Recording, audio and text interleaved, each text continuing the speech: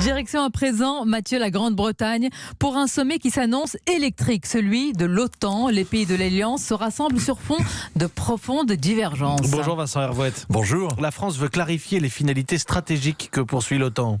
Oui, alors le 70e anniversaire, c'est la corvée à laquelle on n'échappe pas, la réunion de famille, avec ce genre de cousins lointains qui ne le sont jamais assez. L'Américain qui ne parle que d'argent, l'Anglais en pleine scène de ménage électoral, l'Espagnol et l'Allemand paralysés, et puis le Turc qui cherche querelle à la terre entière. Une photo de groupe, une déclaration lénifiante, tout ça dans un golf, en banlieue, sous la pluie. On a connu plus excitant.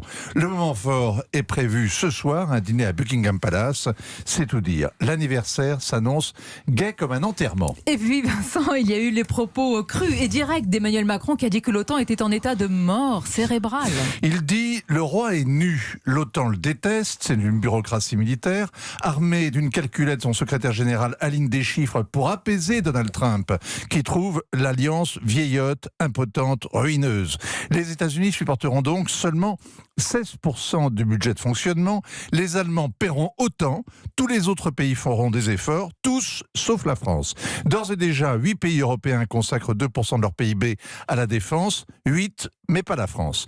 L'Élysée prétend réveiller l'alliance, obliger les alliés à se poser les vraies questions. Quelle stratégie? Qui est l'ennemi? Qu'est-ce que vaut l'article 5 qui prévoit la solidarité automatique en cas d'attaque? Le risque, c'est évidemment de se retrouver tout seul.